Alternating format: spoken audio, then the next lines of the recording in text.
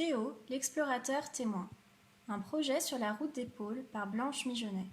Aménagement intérieur d'un voilier d'exploration polaire, encadré par Bernard Moïse et Margaret Iragui, avec Chip Esté et Jean-Louis Etienne. Ce projet de voilier d'exploration polaire s'inscrit à la suite d'un voilier de recherche scientifique bien connu, Tara. Grande exploratrice des pôles, Tara a parcouru les mers jusqu'aux extrêmes de notre planète, avec à son bord de grands explorateurs, chercheurs et marins, dans le but commun de comprendre et découvrir les secrets de ces mers gelées. Petit frère de Tara, c'est naturellement que son successeur se nomme Théo.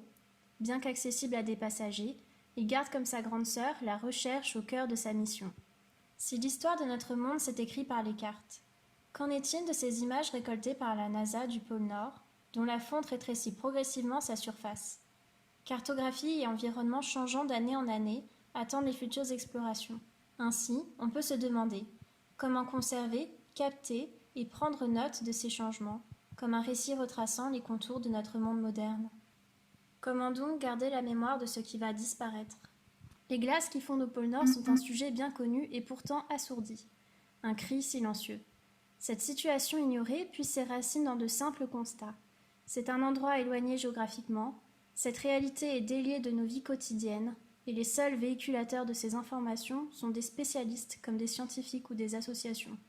Être passager, c'est avoir un rôle à jouer. En tant que passager, on ne visite pas le pôle Nord sur un navire scientifique anodinement. Vivre l'expérience, c'est aussi y prendre part, avoir une place et la chance d'avoir un impact. Théo doit donc être un lieu qui cherche, un lieu de recherche, un lieu qui constate, un lieu qui garde trace. Il est un explorateur témoin. Les objectifs autour d'un voyage polaire de Théo sont multiples. Les besoins sont d'abord de se protéger de l'environnement extérieur hostile, d'abaisser l'impact environnemental d'un trajet, et enfin de vivre une expérience humaine et de collecter des données. Au cœur de ce trajet se trouve la recherche scientifique. Elle a une double mission. Une mission par voyage, celle des chercheurs, et une mission intrinsèque au bateau, celle de collecter des données bien précises. Pour capter, étudier ou transmettre, le bateau est augmenté par des prothèses technologiques, des capteurs complémentaires aux outils scientifiques. Dans ces capteurs, un radar pour capter les côtes, un œil numérique pour capturer le paysage et un GPS connecté au satellite. Ces prothèses nourriront une interface connectée, elle servira au bateau pour travailler et sera disponible en ligne pour permettre de partager en temps réel avec le monde extérieur. Avec ce système, le bateau est un bateau capteur qui reçoit les données de son environnement immédiat. Ces données alimentent un panoramique interactif et connecté, ainsi qu'une application pour traiter et étudier les données. C'est aussi un bateau transmetteur qui permet une accessibilité aux données collectées et à la vie à bord en ligne. Cette transmission au monde terrestre permet de sensibiliser tout en créant un lien. Triées par filtre, les informations collectées sont les côtes captées et donc cartographiées du point de vue du bateau, les photographies des côtes avec leurs coordonnées GPS, un répertoriage de la vie sauvage, les températures et un journal de bord qui retrace de la donnée humaine, ressentie et émotionnelle sous forme de récits ou de dessins. L'application du bateau est un outil de travail qui permet de se connecter au capteur et d'y ajouter sa collecte. Son interface divisée en 4 parties permet d'accéder à la feuille de route de la mission en cours, à la caméra du mât et aux feuilles de route d'anciennes missions archivées, ainsi qu'aux études de ces données. Si le bateau possède des extensions digitales, il n'en demeure pas moins un espace de vie. La zone d'intervention sur le bateau concerne la plage arrière qui doit pouvoir contenir 2 conteneurs, l'habitacle qui doit pouvoir accueillir 2 passagers et 6 membres d'équipage, ainsi que la timonerie.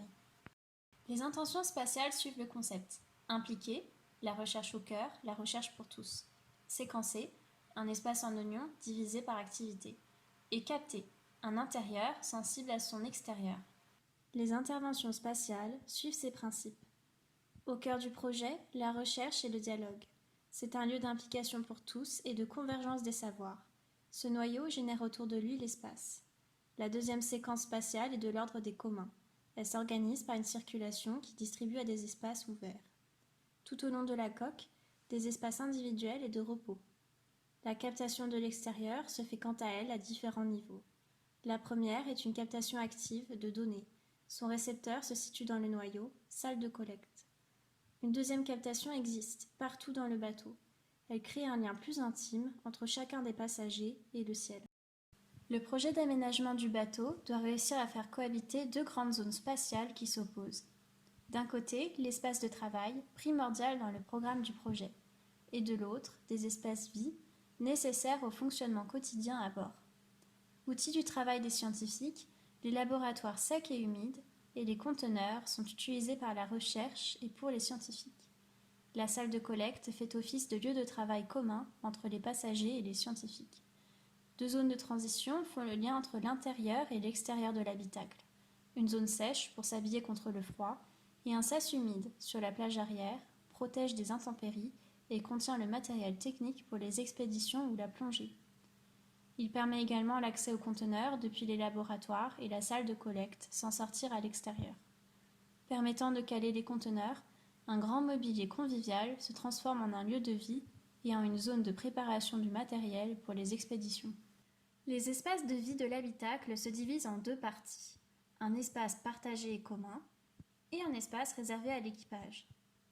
La salle de collecte est un lieu de travail, mais aussi un lieu de partage et de dialogue qui sert au repas. La cuisine, quant à elle, est proche des espaces vie et de l'accès à la cale où sont les réserves de provisions. Les espaces de détente se déclinent en un premier carré commun pour jouer, discuter et prendre l'apéritif tous ensemble, un second carré réservé à l'équipage et des alcôves plus intimes. Les cabines délimitent des espaces de vie et permettent de s'isoler. Des liaisons font cohabiter les espaces vie et travail. Ces liaisons se font à travers une circulation transversale qui propose différents chemins dans les communs pour faciliter les déplacements à tout endroit de l'habitacle. Les accès verticaux ponctuent cette circulation. Deux accès au pont, à bâbord et à tribord, un accès à la plage arrière, un escalier en quart tournant pour rejoindre la cale et un accès de commodité par une échelle de meunier réservée à l'équipage pour accéder à la timonerie. Les accès extérieurs de la timonerie facilitent les allers-retours et les manœuvres. Ils sont aussi des accès pour les passagers qui y sont invités. De cette manière, la timonerie reste un endroit convivial qui permet une cohabitation sans pour autant perturber la navigation. Cœur du bateau, la salle de collecte est la pièce clé du projet. Elle est essentielle dans son usage et aussi dans son rôle de rassemblement fort. Ovale, elle se construit autour d'une grande table de travail dont les sièges se déplacent librement grâce à des rails au sol. Cette mobilité favorise un pont entre les différentes activités. Entourant la pièce, une grande bibliothèque polaire met à disposition de la lecture des livres sur l'Arctique et des grandes expéditions ainsi que des revues scientifiques. Au-dessus d'elle, un long panneau suit les contours de la pièce, immergeant la salle dans la peinture mouvante des côtes qui se dessinent progressivement à mesure qu'avance le bateau. Du papier compressé bleuté recouvre les surfaces de la salle et s'accompagne de bois laqué d'une peinture blanche pour faciliter le déplacement de la lumière et rendre une atmosphère douce, propice à la concentration. L'espace clair est souligné par une ligne colorée d'algues vertes dont la lumière qui la traverse laisse admirer les propriétés plastiques de cette matière marine. Inondant la pièce de lumière naturelle, les claires-voies font le tour de ses bords. Elles connectent un peu plus la pièce à l'extérieur en proposant une lumière mouvante tout au long de la journée et sont relayées la nuit par de la lumière artificielle cachée dans une gorge. Élément phare de l'espace, le panoramique digital offre un outil de travail sensible. Il est une invitation à accueillir à l'écrit l'expérience et les pensées de chacun sur le voyage et rend disponibles les données collectées tout au long du trajet. Propice à l'imaginaire, ce dispositif redonne de l'importance à la perception de l'extérieur depuis l'intérieur du navire. L'aiguille rouge fine glisse le long du panneau, comme un signal coloré du temps qui passe. Le mouvement en temps réel recentre les passagers dans l'expérience et le connecte à l'environnement immédiat du bateau. Toutes les 5 minutes, un trait est tracé, indiquant le rivage. Un panneau peut recevoir 1 semaine de côte. Lieu de l'intimité et du sommeil, les cabines déroulent de nombreuses possibilités de couchage.